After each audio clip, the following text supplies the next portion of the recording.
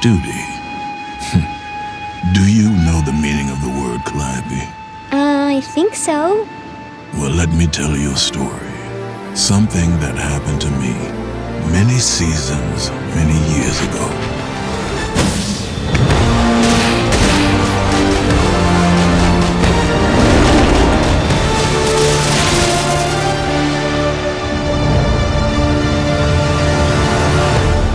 Cyclops battered us, but our shields held firm.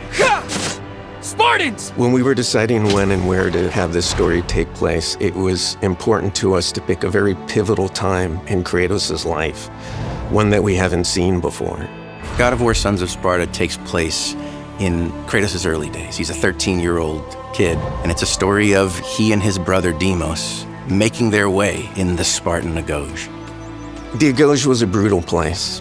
It was a state-sponsored school that taught physical education as well as mental fortitude. They were deprived of food, the conditions were harsh, they were always training, and it wasn't just about psychological conditioning, it was also about ideological indoctrination. Before there was this angry, vengeful Kratos, there was a young boy. And this is what we're focusing on in this game. This young version of Kratos is very different than the Kratos that I think a lot of players know, but what was important to us was that you can see within him the future Kratoses, both the Spartan Kratos and the Norse era of Kratos. Longtime God of War fans, the biggest thing that people are going to just be blown away by is the return of T.C. Carson to the character of Kratos. I have lived as a warrior. I have died as a god, having suffered the ultimate sacrifice. Daddy? I really had no idea. I mean, I knew people really enjoyed the game, but I didn't understand what the character meant to people. It's still a lot for me, to be honest. I have people young and old coming up to me telling me what the game meant to them, how the rage that he felt, they felt, and they were able to channel that into the game. So it's a very humbling experience, all of it. Megacat really embraced the idea of going to this era of God of War, that players can learn a little bit more about Kratos before everything bad happened in his life. It was interesting to be introduced to a character at a very pivotal, dramatic moment in his life. So it's an opportunity I have as an actor to go back and actually create who he was before the tragedy. Even though the characters are made of pixels and hand-drawn on screen, doesn't mean you can't tell emotional stories. We don't do it in ways where you're sitting through like long cutscenes or anything like that, because that would be completely wrong for this style of game. But we're really bringing the mentality that we attach to the God of War games we've made over the last decade, we're bringing to this genre. We definitely factored in TC's portrayal of Kratos, but because of the specifics of the story, we were able to show a kind of a different side of him. This is him being the family man between wars. And obviously he's going to speak to his daughter very differently than when he's a vengeful god later in the series. Mother sent you to punish me? You said ugly things, They were true. yet still ugly. So he's really trying to play mediator and peacekeeper, but teach her as well. And he's teaching her through stories of his past. Well done, brother. Your tactics are improving.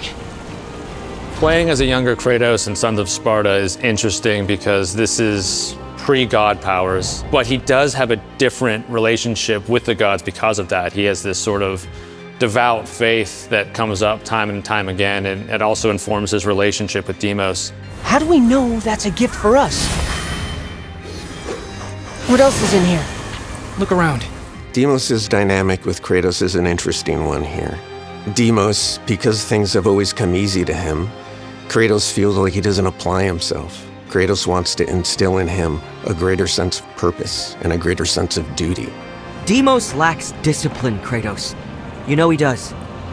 He's looking to you for guidance, but you don't give it. Kratos does everything by the book. He sees everything in black and white, whereas Deimos kind of sees more gray, tries to color outside the lines. What if I didn't stay in the army? What if I wanted to fish or make music? Then you would be a fool. But I think he is the person who helps to hit at the emotional core a little bit more and push Kratos out of his comfort zone. We convey the love that the brothers have with each other. They might fight with each other, but they still really care, and they would never let each other down. Let me help you. I don't need your help. Yes, you do.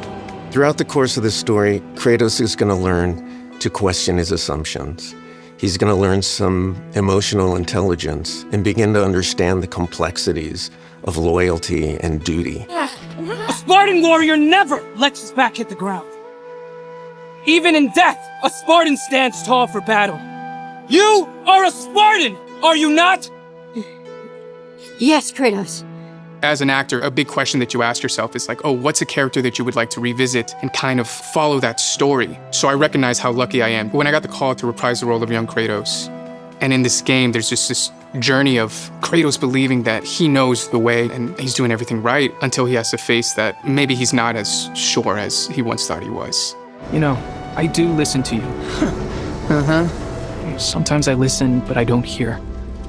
For that, I'm sorry. And through the journey of this game, they both learn from each other. I think Kratos learns how to not take everything so seriously and learn that there is more to the world than the Agoj. Well, that was by far the weirdest thing we've ever fought. And I think Deimos learns that it's okay to be a little more focused and a little more disciplined. What drew us to this story was that it was a chance to revisit a Kratos that we've never seen before, but also sort of look into the nooks and crannies of Greek mythology that we haven't explored before in the other games.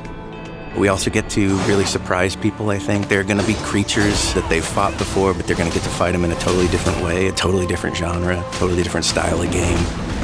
One of the interesting things about video games is that we get one more character in the narrative than anyone else does, and that's the player. And so it's very important to make sure the player is seeing the world through the character's eyes. And in a 2D game like this, it's more important than ever to do that. UA sees the story come together from gray box and blank backgrounds, and then as the characters get added and the art gets added. And then you get the cinematics and the VO. It's incredible watching these really talented artists push God of War into really cool areas that haven't been seen before. You want your gameplay to feel native to the world, but you want the world to also feel native to your gameplay and your storytelling especially. And I think we really hit that gap nicely with Sons of Sparta. You see Kratos exploring the world of Laconia in a way that players haven't been able to see before, and you don't see him as the revenge clashing against the gods fueled man. You see him embracing the gifts of the Olympian gods that really guides him to becoming stronger, to becoming Kratos. Barracks, now. No shortcuts. What I'm hoping for when it comes to God of War Sons of Sparta is that fans of the genre are going to get to play this title and really get affected by a deeply emotional story. It's interesting to know what we know about this story. And with God of War Sons of Sparta, you get to see kind of glimpses of how Kratos gets to where he eventually gets to. Anger just doesn't happen. Things happen to make those things happen. Kratos was not like that before this tragedy happened to him. And in order to understand the anger, you have to understand the love. And I think you'll get that from his stories and his interactions with Calliope.